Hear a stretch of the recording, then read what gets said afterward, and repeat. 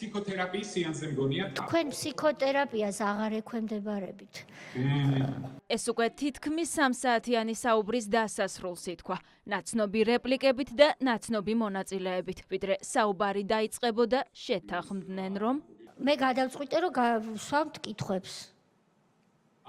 დამშვიდდით. გადაწყვიტეთ, რომ კი. ავით. კითხვებს ვსვამთ. ა და ბ. თავარი კითხვა კი 2019 წელს სოფელ ჩორჩანაში გიორგი გახარიას გადაწყვეტილებით გახსნილ საგუშაგოს შეეხებოდა და 1 მილიონ კვადრატულ მეტრ მიწას, რომელიც სწორედ ამ გადაწყვეტილების შემდეგ ქვეყანამ დაკარგა. გაჩვენებთ რუკას და იასამნის ფრად მონიშნულია ის ტერიტორია, რომლის დაკავებაც რუსეთის საოკუპაციო ძალის მიერ მოხდა თქვენ მიერ მიღებული გადაწყვეტილების პირდაპირ როგორც პირდაპირი შედეგი. აი ეს არის რეალობა. დააკარგინეთ თუ არა საქართველოს ტერიტორიები თქვენი ყველასთან შეუთანხმებელი და გაუაზრებელი ნაბიჯით და თუ ვინმესთან შეათანხმეთ ვისთან. საქართველოს მაშინ აი იმ დღეზე ეფექტური კონტროლი არ ქონდა და ამ დღეზე ეფექტურ კონტროლს ახორციელებდა საოკუპაციო ძალები. თქვენ ამის საპირისპირო თქვით პირველ სხდომაზე, როცა მობრძანდით, რომ ჩვენ ვაკონტროლებდითო და შეგვეშინდაო, რომ არ დაგვეკარგა კონტროლი და დავასწარითო და ეხლა ამბობთ სწორად გავიგონე, ხო რომ ეხლა საპირისპიროს ამბობთ. 2019 წლის დასაწყისიდან ყველა შესაბამისი ორგანო, მათ შორის UMM-იც, მათ შორის SUS-იც, მათ შორის GDD-ს შესაბამისი დანაყოფებიც, რომლებიც ამ ტერიტორიაზე დრო და დრო, იმიტომ რომ მუდმივი პატრულირების რესურსი არ არსებობდა და შეუძლებელი იყო, იქ აღმოჩნდა ეს ნიშნები, რომ საოკუპაციოდ ეს ერთი ნაწილია ისტორიის. საოკუპაციოდ ბორდერიზაციის განსახორციელებლად ეს ტერიტორია მზადდებოდა. რას ნიშნავს ეფექტური კონტროლი? პასუხმა კომისიის თავმჯდომარე დაარწმუნა, რომ შინაგან საქმეთა მაშინდელი მინისტრი საკუთარ საქმეში არაკომპეტენტური იყო.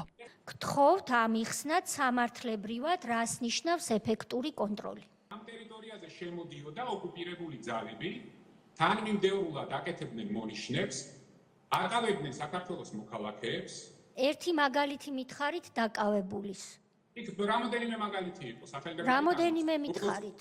ზუსტად ამ დღეში დააკავეს მონადირე, როგორც მახსოვს, წაართვეს იარაღი, არ დააკავეს და უთხრეს ჩადის სოფელში და გააფრთხილე ყველა, რომ ეს არის სამხრეთ ოსეთის ტერიტორია და თქვენი ფეხი აქ მეორედ არ დავინახოთ. შესაბამისად კი არ დააკავეს, არამედ შეაჩერეს, იყო შეიარაღებული, გასაგებია მონადირე შეიარაღებულია.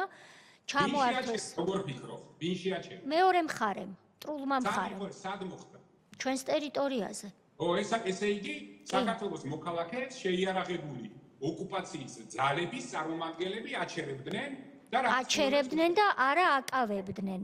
წინა შემთხვევა იყო დაკავებები, როდესაც საქართველოს მოქალაქეები ჩორჩანეს დღეში საქართველოს ტერიტორიაზე დააკავეს, წაიყვანეს ცხინვალში და საზღურის კვეთის უკანონო კვეთისთვის ჯარიმა გადაახტევინეს, გაასამართლეს და გამოუშვეს ისე. ის, რასაც ჩვენი სამართალი და ევროპული კონვენცია ეფექტურ კონტროლს ეძახით, თქვენ ჟარგონზე რო ვთქვა, გაგნებაში არ ახართ რას ნიშნავს. გიორგი გახარიას დღეს არაერთი ტყუილი დაუთვალეს. ამ დათვლებით კი შინაგან საქმეთა ყოფილმა მინისტრმა იცრუა მაშინაც, როცა არარსებულ დაკავებებზე საუბრობდა.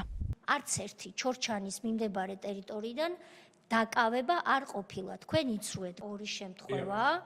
ერთი მონადირის შემთხვევა, რომელიც თქვენ ბრძანეთ 2019 წლის 5 იანვარს, თქვენ საგუშაგო ჩადგით ზაფხულში, როდესაც მას იარაღი წაართვეს და უთხრეს, რომ აქ შეიარაღებული აღარ ამოხვიდა და ჩაუშვეს ქვევით. და 2016 წელს 3 წლით ადრე ჩორჩანისგან მოშორებით მეტყევეები შეაჩერეს ასევე ჭერათხევისკენ. არც ერთი დაკავება არ ყოფილა მანამდე. შინაგან საქმეთა ყოფილმა მინისტრმა დაკარგულ მიწებზე პასუხისმგებლობა მოიხსნა და სხვებს გადააბრალა. არადა მხოლოდ შინაგან საქმეთა მინისტრი არ ყოფილა, იყო პრემიერ-მინისტრიც. პირველი საგუშაგო გაკეთდა აგვისტოში, 24 აგვისტოს. ამის შემდგომ მე წარდგენილი ვიყავი პრემიერობის კანდიდატად 3 სექტემბერს. 8 სექტემბერს მე ვიყავი დამტკიცებული საქართველოს პრემიერად. აი ამ პერიოდში როგორღაც გასაოცრა ის საგუშაგოები იმ კოორდინატებზე, რომელიც უნდა ყოფილიყო საქართველოს საგუშაგოები, აღმოჩნდა რუსეთის ფედერაციის საგუშაგოები. რატომ მოხდა შეფერხება იმ გეგმის დასრულების, რომელსაც სრულად უნდა გაეკონტროლებინა ეს გზა? რა გააკეთა? მაშინ შინაგან საქმეთა სამინისტროში გადასულმა გომელაურმა იმისთვის, რომ ეს პროცესი გაეჩერებინა და გეგმა არ მieყვანა ბოლომდე, ან რა გააკეთა მაშინ სულში დამტკიცებულმა თუ მოადგილის ფუნქციით მოვალეობის შემსრულებელმა ლილუაშვილმა, მაშინ როდესაც აი ეს ყველა წერტილი, რომელსაც თქვენ დღეს ამაყად აფრიალეთ რუსების დროშები, ეს ყველა წერტილი უნდა ყოფილიყო საქართველოს საგუშაგოები. სასაცილო ამბავს ვისმენ. ესე იგი, თურმე ყოფილი შინაგან საქმეთა მინისტრი, რომელმაც აგვისტოს ბოლოს ისე რომ ეგონა რომ ეფექტური კონტროლი აღარ აქვს ქვეყანას მოცემულ ტერიტორიაზე, გადადგა ნაბიჯი საგუშაგოს დასადგმელად, გეგმავდა კიდევ 6 საგუშაგოს ჩადგმას და ამ დროს გადაინაცვლა პრემიერ-მინისტრის სკამზე და მას, ვინც გახდა ყველაფრის ხელმძღვანელი, აქვს პრეტენზია ვინმე სხვასთან, როდესაც თქვენ გახდით ყველაფერზე პასუხისმგებელი. მიიღო თავისი რაც ეკუთვნოდა. იმან რა დრო იხელთა.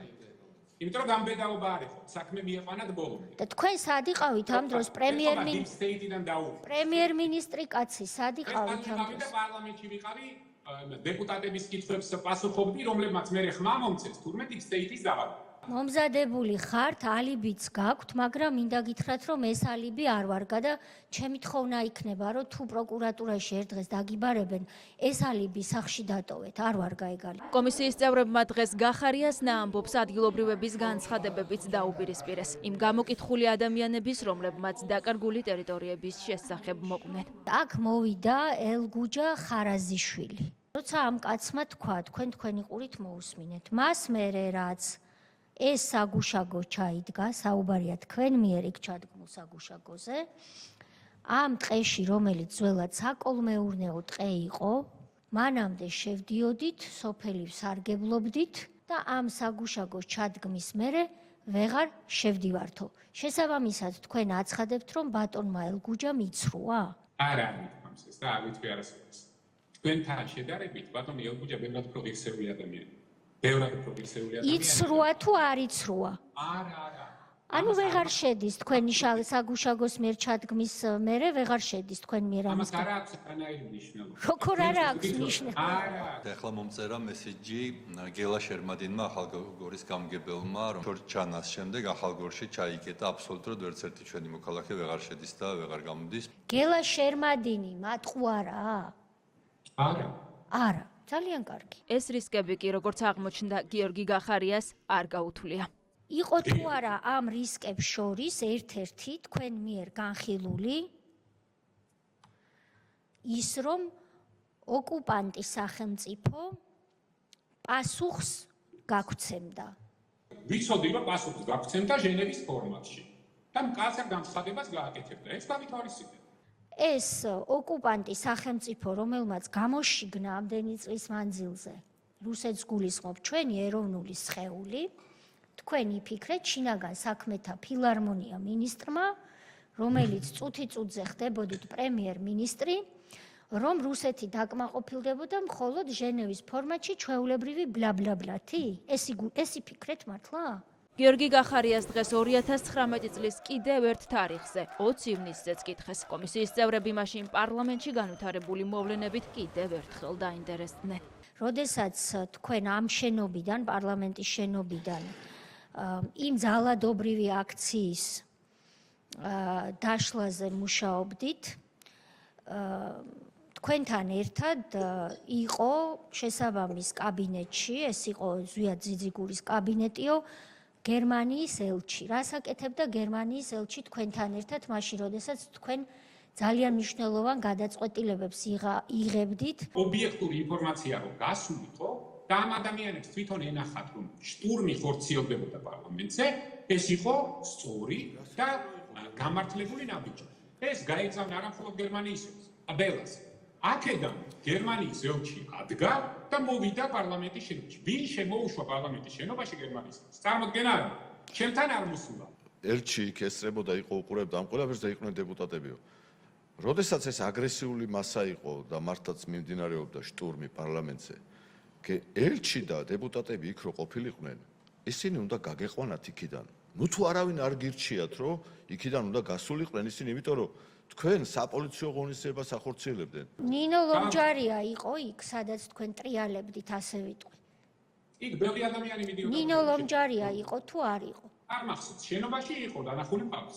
გიორგი გახარიამ დღეს მეორედ და ამჯერად დისტანციურად უპასუხა კომისიის კითხვებს. ერთი გზის ბილეთით წასულმა ოპოზიციონერმა ჯერ არ იცის, როდის დაბრუნდება საქართველოში. თქვენ შეიძინეთ ბილეთი, რომელსაც არ აქვს უკან დასაბრუნებელი ბილეთი, მარტო ერთი ბილეთია და წახვედით. რა საჭირო იყო ქვეყნიდან ასე უცბად გაქცევა? რა ხდება ამ კომისიაზე ისეთ? კომისიის კვლევის საგანია, ახალი ნაციბი უკვე გააუქმეს და ახლა კომისიის კვლევის საგანი გახდა მე ბილეთი როდის აბრია, როდის უნდა დაგეგმილი, ის რა ქვია. არა კვლევის საგანი, იცით რა არის, ბანო გიორგი? როდესაც თქვენ ამბობთ, რომ უკვე დაგეგმილი გქონდათ და იმიტომ არ მობრძანდით, ეს ასე არ არის. ის ბილეთი, რაც თქვენ გამოაგზავნეთ, აგერ არის ბატონო თქვენ მიერ გამოგზავნილი one way ticket-ი.